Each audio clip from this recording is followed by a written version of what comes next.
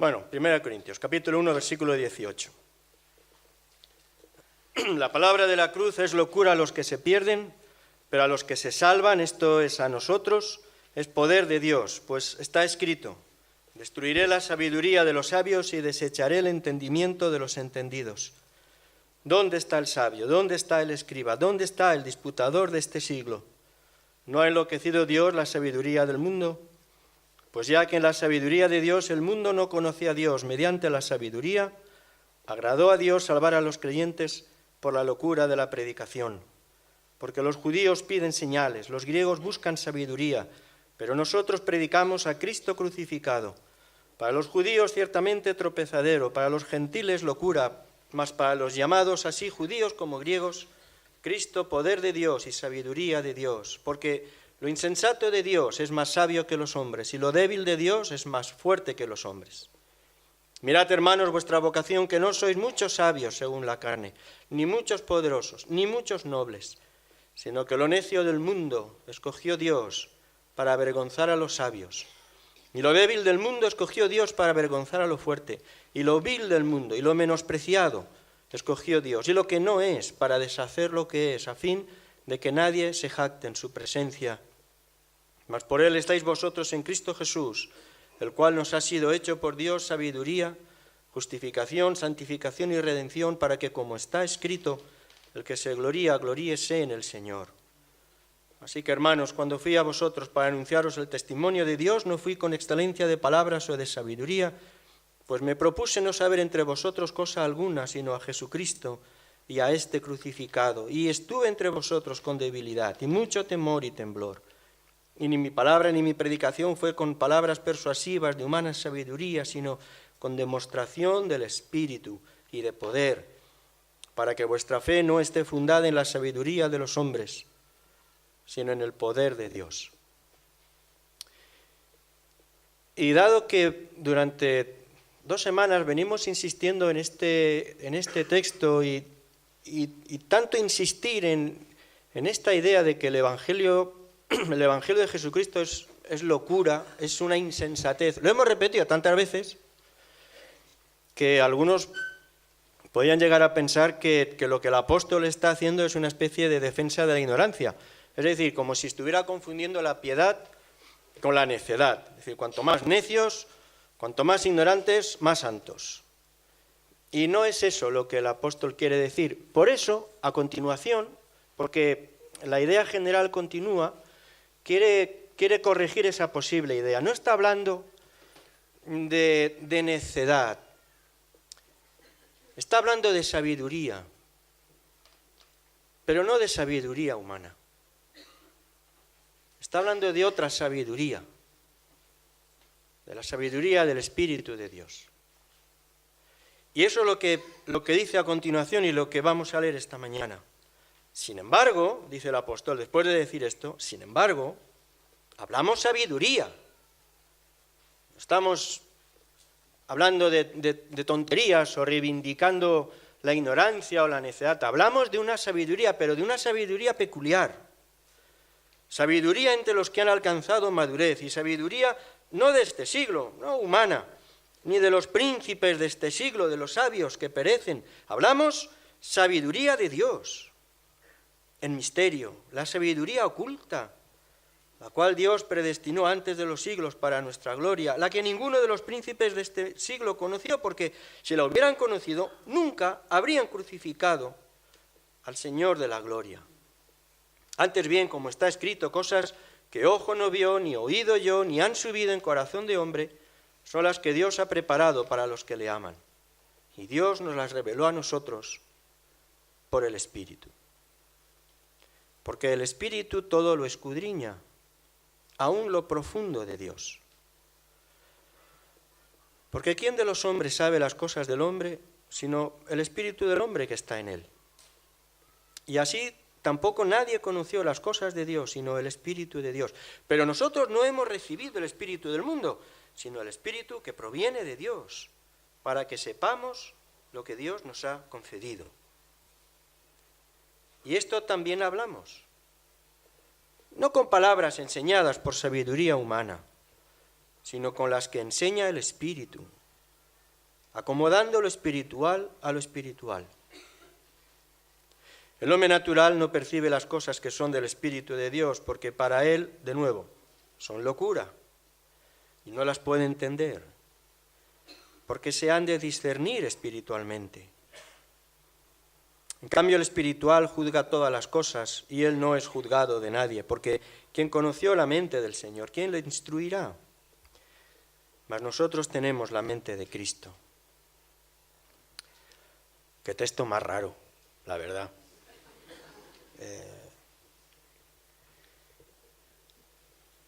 Pero bueno, no lo es tanto. Asusta un poco porque, claro, habla de sabiduría y esas cosas, y claro, nosotros, pues, es verdad, muchos no somos así grandes sabios, ¿no? Entonces, pero no es tan complicado. El apóstol, después de hablar en el capítulo anterior acerca de la esencia del Evangelio, ese anuncio de que Dios se ha hecho cercano, de que Dios nos conoce por nuestro nombre, de que Dios se ha dado a conocer, siendo, decíamos el otro día, siendo infinito, ha tomado nuestra medida para hacerse cercano, que se ha dado a conocer en Jesús. Jesucristo es el Hijo de Dios y que la muerte de Jesucristo no es un accidente, sino el propósito de Dios para pagar la culpa de todas nuestras faltas, de todas nuestras rebeliones, de todos nuestros pecados, y que la resurrección de Jesucristo significa el triunfo de Dios sobre toda forma de mal, de pecado, de muerte y de injusticia, y que porque hay esperanza en Jesucristo nosotros participamos de esa esperanza. Todo eso que el apóstol reconoce que a los oídos de los judíos suena a disparate y a los oídos de los griegos suena a un disparate mayor, dice, bueno, pues esto que es locura, pues esto sin embargo es la verdad. Y hay ahí una sabiduría absolutamente vital, necesaria para el ser humano. Y en estos versículos que hemos leído, pues habla acerca de esa sabiduría. Os han entregado un esquema de lo que voy a compartir, pero bueno, en esencia sigue siendo lo mismo, ¿vale? Pero no le hagáis demasiado caso, porque voy a hacer otra cosa. Quiero decir, el origen de esa sabiduría, eso creo que no lo tenéis. Sí lo tenéis, pero de otra forma, ¿vale? O sea, atendedme un momento, luego ya miráis el papel. Pero esto es muy importante. El origen de esa sabiduría es un origen divino. Esta sabiduría, estas cosas esenciales que componen el Evangelio, eso no es algo que el ser humano pueda descubrir por sí mismo, no es algo que resulte de la reflexión o del pensamiento por desarrollado que esté. El origen de esta verdad y de esta sabiduría está en Dios y es Dios quien lo comunica. Si Dios no lo comunicara, jamás podríamos saberlo. Si Dios mismo no se diera a conocer, nunca le conoceríamos. Si Dios mismo no nos explicara que Él nos ama, jamás podíamos entender esa idea. Si Dios mismo no expresara el significado de la cruz, jamás podría pasar por nuestra imaginación la idea de que Dios se haga hombre y muera por nosotros. Si Dios no lo explica, si Dios no lo da a conocer, si Dios no lo revela, entonces sería imposible que nosotros lo conociéramos nunca. Esta sabiduría tiene su origen en Dios. Y ya desde el principio nos habla acerca del carácter de Dios, porque es una dádiva, es un conocimiento que Dios regala. Dios quiere que lo sepamos. Dios quiere que sepamos no solo que Él existe, que está ahí, que es el Creador. Dios quiere que sepamos lo que hay en su corazón para con nosotros. Quiere que lo sepamos. No se trata de que nosotros investigamos, elucubramos, filosofamos y finalmente... No, porque además nunca llegaríamos a esa conclusión. Históricamente ha sido así. Todas las reflexiones acerca de la existencia de Dios en el ámbito de la filosofía han llevado a otro tipo de conclusiones, pero todas son impersonales, son frías, no comunican nada. Son muy sabias, muy eruditas, hablan mucho de la capacidad del conocimiento de las personas, pero no transmiten nada, no nos dicen nada. Esta es otra sabiduría, nace de Dios, y es Dios mismo quien la da a conocer. De hecho, la buena nueva, la primera buena nueva es que Dios quiere que la conozcamos y que quiere que la conozcamos todos. Es otra insistencia continuamente en el Evangelio, que este saber acerca de Dios que tiene que ver con nosotros no es un saber reservado para unos pocos, no es un saber para los más listos, ni para los más santos, ni para los evangélicos. En esta iglesia también, pero no solo aquí, ni siquiera es cuestión de iglesia. tiene que ver con el sentir genuino del Creador, de nuestro Creador, que nos creó a imagen y semejanza suya. Tiene que ver con un sentir que está lleno de compasión y de misericordia para con nosotros. Si Él no lo explicara, nunca lo sabríamos. Así que efectivamente, dice el versículo 7, esta es sabiduría de Dios. Sabiduría de Dios. Y lo asombroso es que Dios ha querido que nosotros lo sepamos. Y el contenido de esa sabiduría, que es, dice, sabiduría en misterio, porque quien no se acerca con fe para recibir estas verdades no lo puede entender. No misterio en el sentido oculto extraño, sino que es algo para lo que tenemos que acercarnos con un corazón dispuesto. Sabiduría oculta, dice el versículo 7, efectivamente, porque todas estas cosas de las que hablamos, lo que es el Evangelio, ¿cómo íbamos nosotros a imaginarlo siquiera? Pero esto, que ninguno de los príncipes de este siglo, ninguno de los sabios conoció, esto Dios ahora nos la ha revelado y nos la ha dado a conocer. Toda la sabiduría de Dios que tiene que ver con nosotros, todo lo que Dios tiene que decirnos, todo lo que Dios tiene para el ser humano, todo lo que Dios tiene para ti, todo lo que Dios quiere que sepas de Él, se resume en Jesucristo, crucificado para el perdón de nuestros pecados y resucitado para nuestra salvación. Todo el saber de Dios que necesitamos se resume en Cristo. Por eso en el capítulo anterior, el texto que hemos leído varias veces, habla el apóstol Pablo de que esta es su única predicación y no quiere que sea otra. Esta, el asombro del amor de Dios expresado en la cruz de Cristo, el asombro del perdón de Dios regalado en Jesucristo, todo el saber en el sentido relevante, la ley de la gravedad, el no sé qué cosas, pues ahí no está, pero bueno, lo que de verdad es relevante para la vida en esta existencia y en la eternidad, todo lo que de verdad es útil, todo eso está resumido en Jesucristo. Leíamos el otro día un texto realmente cautivador en la epístola a los Colosenses, recordáis, capítulo 2, versículo 3, dice, habla el apóstol del misterio de Dios, el Padre y de Cristo, en quien están escondidos todos los tesoros de la sabiduría. En Cristo, en Jesús, están escondidos todos los tesoros de la sabiduría y del conocimiento. Todo lo que cualquier ser humano debe saber para encontrar vida, todo lo que cualquier ser humano necesita conocer para llenar su vida de plenitud y extenderla hasta la eternidad, todo eso está resumido en Jesucristo. En esa palabra que el apóstol predica acerca de la muerte y de la resurrección de Jesús en favor nuestro como testimonio de su amor por nosotros. Le resulta eso tan vital, le parece tan esencial que esta sea la sabiduría que necesitamos conocer, que recordáis, el apóstol dice que advierte a los diferentes cristianos de las diferentes iglesias, si viene cualquier otro, en nombre de Dios, en lo que sea, pero os predica otra cosa, tenéis que rechazarlo. Y dice, y si nosotros mismos, si ángeles vinieran y predicaran otra cosa, rechazadlos. Y si nosotros mismos, dice él, perdiéramos la cabeza y predicáramos otra cosa, rechazadnos también. Porque esta es la sabiduría que necesitáis. Aquí está resumida la sabiduría para la vida. Está resumida en Jesucristo. Él es la sabiduría escondida que Dios ha dado a conocer, la cruz y la tumba vacía. Una sabiduría, por eso dice el versículo 6, hablamos sabiduría para los que son maduros.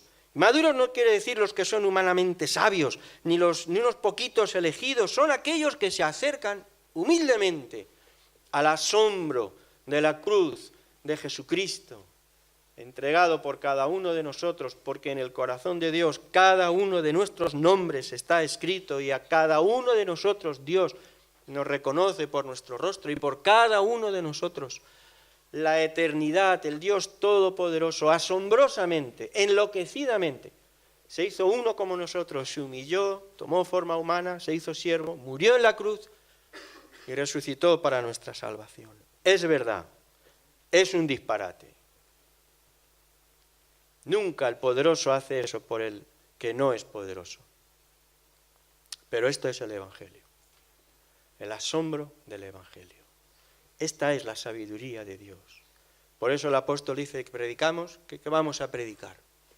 Predicamos a Cristo crucificado, la palabra de la cruz. Esa sabiduría que viene de Dios, que Dios ha querido mostrar, no guardarla en lo secreto, esa verdad, esa sabiduría que es Jesucristo mismo. El apóstol en los versículos que sigue lo que dice es que esa verdad y esa sabiduría Dios nos la comunica por el Espíritu Santo. El Espíritu Santo, dice alguien, tiene un ministerio docente. Es el que nos lo enseña.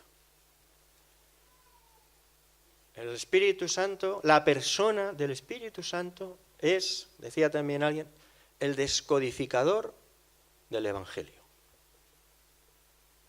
El que abre nuestros ojos. Y hace que toda esta verdad que parece un disparate y una locura, se convierta en algo real, vital y relevante para nuestra vida. Solo la persona del Espíritu Santo lo puede hacer. Y por eso resulta tan sorprendente y a la vez desalentador, no sé, pero desde luego tan chocante. Cuando yo recuerdo de verdad, la mejor explicación que he escuchado jamás acerca del concepto de la gracia de Dios, de la presentación de la gracia de Dios que hace San Agustín, nunca lo he escuchado mejor explicado que clase de historia de la filosofía, por parte de una persona que no era cristiana. Y probablemente, Amalia, que por ahí os he visto, por fin nos honráis con vuestra presencia, pródigos y prodigios. Amalia ahí en sus clases de filología hebrea, seguro que cuando el profesor abre el Salmo 23 y lo explica y lo comenta, vamos, nadie aquí en la iglesia seguro que lo puede explicar con esa brillantez, con ese dominio del idioma. Pero no toca su vida. Es la persona del Espíritu Santo de Dios. La sabiduría de Dios que en un sentido es, bueno, en un sentido no, en todos los sentidos, es para todos. No hay que ser listo, no es cuestión de estudios, no es eso. Porque lo hace el Espíritu Santo. Yo recuerdo todavía el testimonio de un amigo y de su conversión, una persona casada con una mujer cristiana y asistiendo a la iglesia por años. Un hombre muy formado intelectualmente. Y un domingo finalmente tomó la decisión de abrir su vida a Dios. Y después de esa reunión me decía, pues, una persona muy reflexiva además, ¿no? Me decía, pues no sé, yo solo sé que cuando yo entré, yo pues no creía. Y ahora creo. Es decir, lo que, no sé, me resbalaba año tras año, llevaba años asistiendo, ¿no?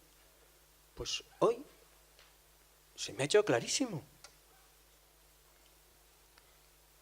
Nosotros creemos en un Dios expresado en tres personas. Y la persona del Espíritu Santo resulta vital, porque esta sabiduría, que en un sentido es para los niños, es decir, es accesible a todo el mundo, a la vez nos impregna solo por la acción del Espíritu Santo de Dios. No es otra.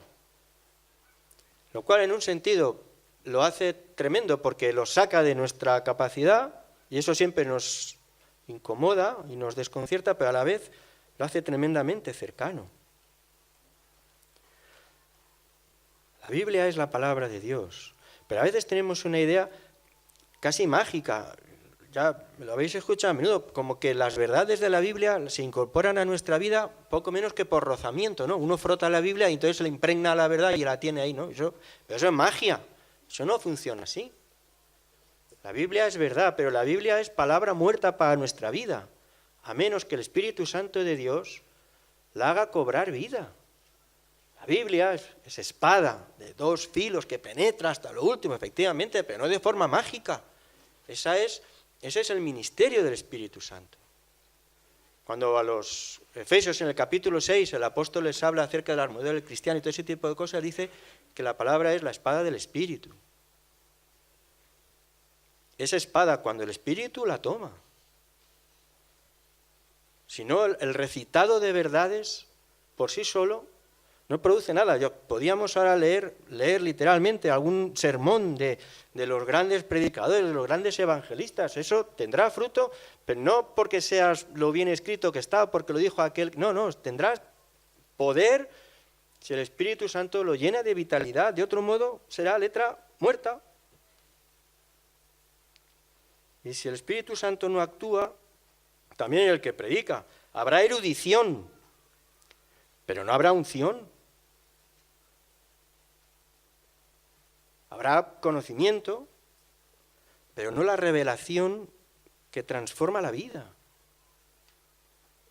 Eso que en un sentido nos da una carga de impotencia, porque decimos, caray, entonces es que ya, por bien que lo haga, por mucho que lo intente, claro, no. A la vez es tremendamente esperanzador, porque quiere decir que la cuestión no es tanto la finura con la que uno predica, o la sofisticación con la que evangeliza, o el nivelazo con el que argumenta, que ahí no está la clave, porque esta sabiduría que es de Dios, que nos habla de Cristo, eso se hace real y se hace vida por la acción de la persona del Espíritu Santo. ¡Qué consuelo!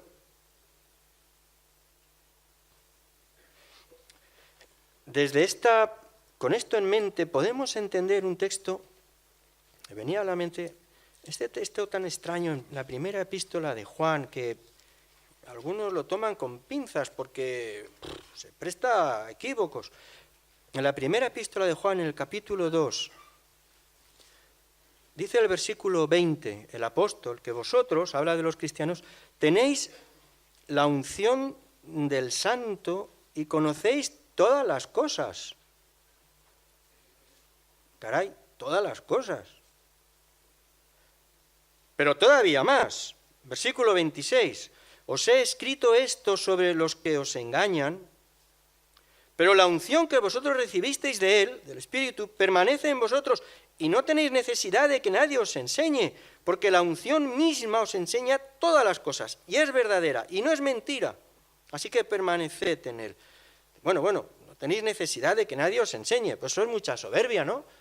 Claro, entendemos, claro que hay un ministerio de enseñanza y hay dones de maestros y necesitamos ser enseñados, pero entendéis un poco mejor, ¿no? Porque esto no es una cuestión de saber humano, tiene que ver con la unción de Dios por su Espíritu.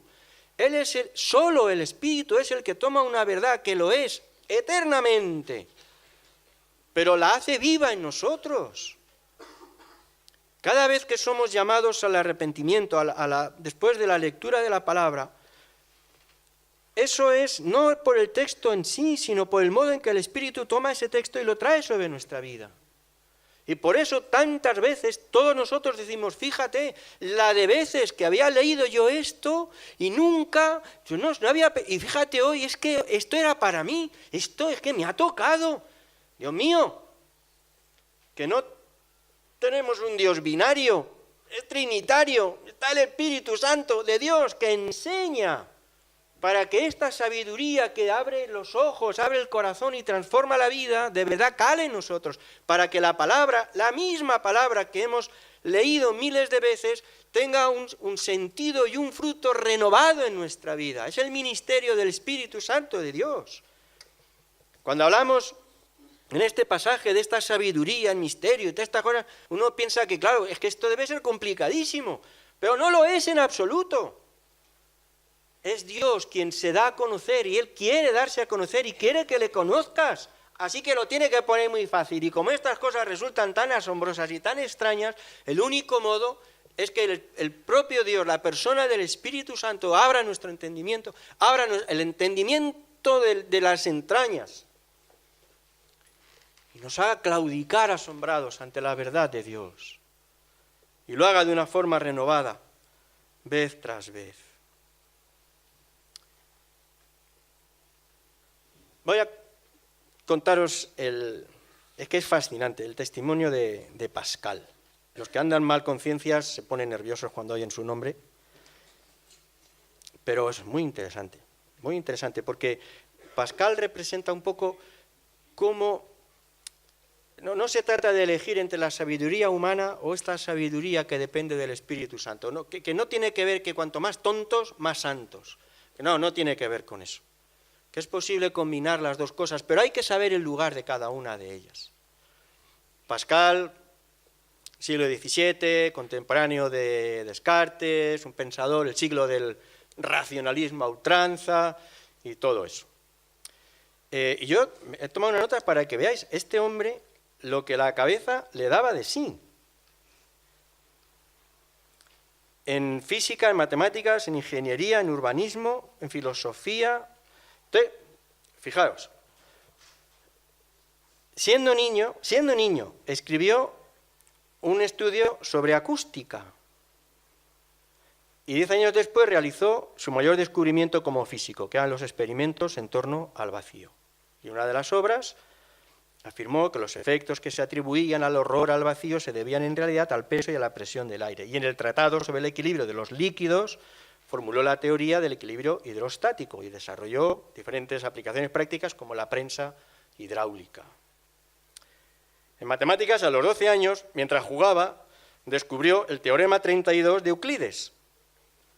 Y a los 16 años escribió un tratado de cónicas en el que exponía el teorema que hasta hoy se conoce con su propio nombre. Yo leo esto es chino, ¿vale? Pero entiendo que... Creó la geometría del azar, contribuyó, siglo XVII, a sentar las bases del cálculo de probabilidades.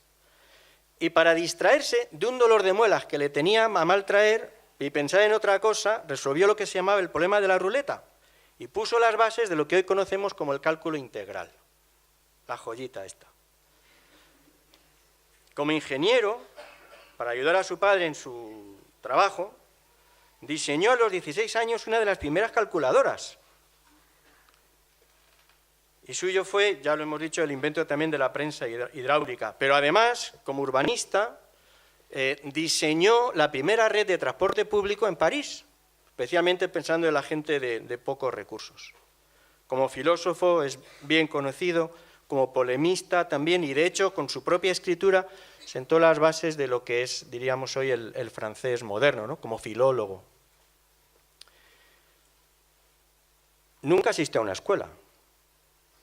Su padre le enseñó los primeros elementos y luego él se desarrolló. Y además hizo todas estas cosas con una salud muy débil. Dolores de cabeza, de estómago, de muelas, parálisis transitorias. Tenía que alimentarse solo con líquidos. Murió con 39 años. Bueno, cuando murió, porque algo de su pensamiento como cristiano se conoce, claro, por sus escritos, pero cuando murió encontraron cosido en el forro de la levita un pequeño escrito, un escrito fechado y todo, ¿no? Era un día de noviembre, no tengo aquí exactamente, pero... y además él recoge el día y la hora, dice, desde las 10 hasta las 12. Y el inicio del texto dice así: fuego, Dios de Abraham, Dios de Isaac, Dios de Jacob, no el Dios de los filósofos ni de los sabios, certidumbre, sentimiento, alegría, paz, Dios de Jesucristo.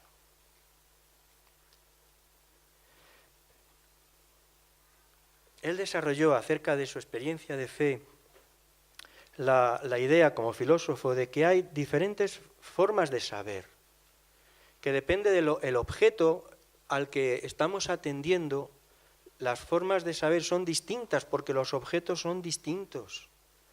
que para ciertas cosas nos basta lo que él llama el orden de la razón o de la experiencia, del experimento, pero que para las cuestiones sobrenaturales esa herramienta del saber no nos vale, necesitamos otra. Él lo llama el orden del corazón, que no es exactamente los sentimientos, ¿no? Pero sino este sentido profundo. De ahí su conocida frase de que el corazón tiene razones que la razón no entiende. La habéis oído, ¿no? Bueno, el corazón tiene razones que la razón no entiende. Que hay una forma de abordar las cosas que él llama el espíritu de geometría. Es decir, de eso. Hay cosas que se abordan y uno las conoce y las aprende y las descubre razonando, experimentando, porque es el tipo de cosas que se pueden abordar así. Pero dice que hay otra realidad distinta. Él lo llama el esprit de finesse, un espíritu de un olfato, ¿no? de fineza, algo que es distinto, no tiene que ver con meramente el saber humano, es otra cosa. Las cosas de Dios, dice él, se perciben con esa otra dimensión. Es la obra del Espíritu de Dios. Aquí no se trata de si tú tienes estudios o no tienes, si has ido a la universidad o no. El conocimiento de Dios es accesible a todos, porque depende del Espíritu Santo de Dios y Él quiere darlo a conocer a todos. Por eso dice el apóstol en el versículo 13, que nosotros hablamos de todo esto no con palabras enseñadas por sabiduría humana, sino con las que enseña el Espíritu, acomodando lo espiritual a lo espiritual. Es que no hay otra manera. A lo espiritual solo nos acercamos y de eso solo participamos espiritualmente. El hombre natural, el hombre que vive de su saber, no percibe las cosas que son del Espíritu de Dios, para él son locura, no las puede entender. No es siempre una cuestión de rebeldía o de empecinamiento, no, es que no puede, realmente no puede. Porque se han de discernir espiritualmente. Las cosas del Espíritu se han de discernir espiritualmente. Y cualquier persona, o cualquier cristiano, o cualquier iglesia, si no se introduce en esta realidad, se quedará siempre en la periferia de la verdad de Dios, de la verdad transformadora de Dios. Yo creo que a la luz de esto podemos entender también lo en serio que Jesús dice esto que dice en el capítulo 11 del Evangelio de Mateo. Te alabo, Padre, Señor del cielo y de la tierra, porque escondiste estas cosas de los sabios y de los entendidos y las revelaste a los niños. Esto no es una forma de hablar, no es, decir algo bonito, son tontos, pero lo vamos a decir, que no se preocupen. No, aquí hay algo de un calado enorme. Esto no es cualquier cosa. Aquí está marcando una dirección prohibida, un camino que no va a ningún lado, y otro que es el de verdad fructífero. No se trata de que los sabios y los que tienen estudios no puedan, también es para ellos, pero no por su sabiduría, no porque sepan mucho, no por los libros que hayan leído o hayan escrito. Escondiste estas cosas, la verdad del Evangelio, de los sabios y los entendidos, y las revelaste a los niños. De manera que la verdad del amor de Dios, del infinito amor del Creador por todos los seres humanos, la verdad del perdón de Dios para todos, sin excepción, que reconocen en el sacrificio de Jesucristo en la cruz, que allí se estaba pagando por nuestras propias culpas. La verdad de la vida abundante que hay cuando vivimos de la mano de Dios. Esta sabiduría es para todos. a condición, decía Pascal, humíllate, razón estúpida. Él lo podía decir, ¿vale? Ya se lo digo yo, ya, calla, estúpido, ¿no? Pero Pascal lo podía decir, humíllate, porque hay un saber distinto, que es para todos los que se reconocen niños en el saber de Dios, los que se reconocen necesitados de ser enseñados por el Espíritu de Dios, porque las cosas espirituales se disciernen espiritualmente. Y dejadme decir una cosa más, porque todo esto hasta ahora podría parecer meramente una cuestión de que si sabes, si no sabes, que cómo sabes y cuánto sabes, ¿no?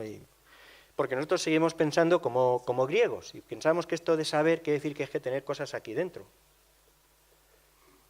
Pero la Biblia, que es fundamentalmente un libro hebreo, cuando habla de saber, no se refiere a amontonar cosas aquí, que además cada día hace menos falta, ya tenemos los ordenadores para almacenar datos. La sabiduría hebrea es sabiduría, ya sabéis, para la vida. Sabio no es el que es sabio en saberes, sino en vivires. Y la presencia del Espíritu Santo de Dios en nosotros tiene un poder transformador de la vida. Al punto, así termina este pasaje, que dice el apóstol que nosotros tenemos la mente de Cristo, modelados en nuestro vivir por el Espíritu a la semejanza de Jesús. Esta sabiduría no es sabiduría para escribir libros o para predicar, es sabiduría para vivir. Y yo creo que también necesitamos recordar esta idea esta mañana. La desarrolla el apóstol Santiago en el capítulo 3 de su epístola. Y resulta humillante para la soberbia humana, pero necesaria. La sabiduría que el Espíritu Santo de Dios nos enseña, eso se expresa en la vida, en la práctica, en sus frutos, no en diplomas, sino en virtudes. Santiago 3:13, ¿quién es sabio? ¿Quién es sabio entre vosotros? ¿Quién se cree sabio y entendido entre vosotros? Muestre por la buena conducta sus obras en sabia mansedumbre. ¿Eres sabio? No me recites la tabla del 9. Muéstrame cómo vives. Porque si tenéis celos amargos, contención en vuestro corazón, no jactéis ni mintáis contra la verdad, porque esa sabiduría, la que produce celos amargos y conflictos, todo eso, no es la que desciende de lo alto. Esa es una sabiduría terrenal, animal, diabólica, porque donde hay celos, contención, allí hay perturbación y toda obra perversa.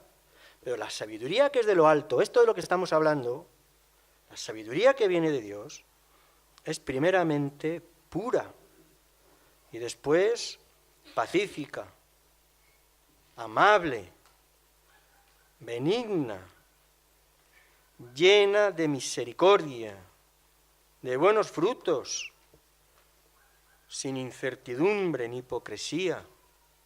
¿Eres sabio? A ver. ¿Sabes? Que se vea. ¿Qué me cuentas de los teoremas de Pitágoras o el argumento ontológico de San Anselmo? ¿Y qué? Puede ser perfectamente un canalla sabiendo eso. La sabiduría que el Espíritu Santo trae a nuestra vida abre nuestros ojos al entendimiento del amor de Dios en Jesucristo y cambia nuestra forma de vivir. Ese es el sabio. Por eso dice el apóstol a los Corintios en el capítulo 8, Si alguno se imagina que sabe algo, ¿recordáis? Si alguno se cree que sabe algo, aún no sabe nada como debe saberlo. Si alguno cree que sabe, ¡ay, la soberbia! No sabe nada como lo debe saber, porque la sabiduría que viene de Dios, que el Espíritu Santo hace real en nuestras vidas, nos descubre la verdad del Evangelio, y esa es una verdad que transforma la vida. Por eso también cuando escribe el apóstol a los Gálatas, les recuerda, envueltos como estaban en líos allí pseudo-teológicos de la ley, la gracia y la circuncisión y el no sé qué. Y les dice, pero sois tan necios, ¿de verdad sois tan necios? O sea, tan ignorantes. Habiendo comenzado por el Espíritu, ¿ahora vais a acabar por la carne? Es decir, por lo humano. Si os introdujisteis en la verdad de Dios por la obra del Espíritu, que abrió vuestros ojos, vuestro entendimiento, si fue el Espíritu que nos acercó a Dios y empezó a trabajar en vosotros, ahora vais a depender otra vez a lo que es meramente humano, a lo que es terrenal. Si lo que es humano y terrenal acaba siempre de la misma forma, conflictos, envidias, celos, contiendas, disensiones, el fruto de la carne. Pues habéis empezado por el Espíritu, seguid por el Espíritu. Pero ¿cómo vais a conformaros con menos? Conclusión, que necesitamos del Espíritu Santo. Eso es lo que yo quería decir, para eso me he tirado más de media hora. Pero bueno. ¿Qué es una necesidad vital, urgente? Porque solo el Espíritu Santo de Dios nos puede hacer sabios en Dios y sabios para la vida. Y esa intervención poderosa de la persona del Espíritu Santo es la respuesta que Dios mismo promete al clamor de sus hijos, expresado en la oración.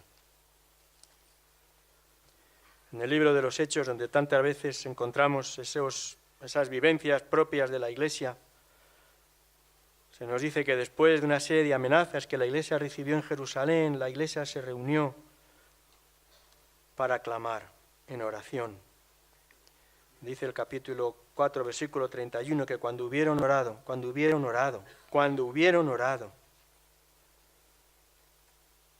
dejándose el alma en la oración, cuando hubieron orado, el lugar en que estaban congregados tembló y fueron todos llenos del Espíritu Santo. De ese Espíritu que hace sabios para la vida. Y hablaban con denuedo la palabra de Dios, porque el amor de Dios es expansivo, así que donde cala, tiende a extenderse también. Esta es la imagen que encontramos de la Iglesia en Jerusalén y lo que nos llega de las diferentes epístolas. Una comunidad que ora, no porque es un ejercicio que hay que hacer, sino reclamando la intervención, no la presencia, porque la presencia del Espíritu lo está en todos los hijos de Dios, pero sí la intervención poderosa del Espíritu de Dios actuando en medio de ellos, trayendo convicción y trayendo transformación. Y lo vemos en cada momento, desde el capítulo 1, cuando tienen que elegir al sustituto de Judas y eligen a Matías como apóstol, y lo vemos después en las persecuciones, y lo vemos después cuando han de elegir a los diáconos, y lo vemos cuando el Espíritu se extiende también entre los samaritanos, y a la hora de enviar misioneros a Pablo en sus viajes, siempre encontramos a la Iglesia de esa manera, clamando en oración para que la realidad poderosa de la persona, no del soplo, la fuerza o la energía, sino la persona del Espíritu Santo de Dios actúe en la vida de los hijos de Dios, de la Iglesia y a través de ellos en el mundo. ¿Quieres ser sabio según Dios? Reclama de la luz del Espíritu Santo. ¿Quieres ser sabio en la vida y para la vida y vivir una vida transformada? Reclama de la intervención del Espíritu Santo de Dios. Es el modo que Dios ha establecido, no tiene otro. Y es un modo poderoso y es un modo suficiente. Por eso sí, lo he dejado, eso sí que creo que lo he puesto ahí escrito. Yo sí os digo esto. Lo digo muy en serio, ¿eh? Lo que he dicho hasta ahora también, pero vamos, esto es especialmente en serio. Y lo dejo ahí para que lo penséis. Eso que le gusta a José Pablo de hacer algo práctico al final de la predicación que con tanta sabiduría nos recuerda. Pues yo voy a pediros esto, que consideréis. Si los horarios lo permiten, ¿vale? Si los horarios lo permiten. Pero yo sí os dejo esto. Si has de elegir una reunión de las que hay en la iglesia para asistir, si solo puedes venir una vez por semana, si tienes que elegir a qué y qué no, que si los jóvenes, si el discipulado, la escuela dominical, el culto, todo eso, si has de elegir una, elige el tiempo de oración los miércoles a las 7. Si solo puedes venir a una, ven a esta. Y si un día entendemos que el formato tiene que ser otro, buscaremos otro formato, otra hora, otro día, lo que sea, pero si de verdad tienes anhelo por conocer más a Dios y por experimentar más el poder de Dios en tu vida y más de lo que significa la vida del Espíritu, entonces júntate con la Iglesia a clamar a Dios por un derramamiento poderoso del Espíritu Santo en nuestras vidas. Que nos dé un entendimiento mucho mayor de estas cosas que sabemos y que creemos, pero un entendimiento transformador. Esa sabiduría que solo Dios puede hacer. Así que, lógicamente, en función de las posibilidades de cada cual y de las circunstancias de cada cual, pero si te es posible y tienes que elegir, vente aquí el miércoles a las 7 para reclamar de Dios y para esperar en Dios.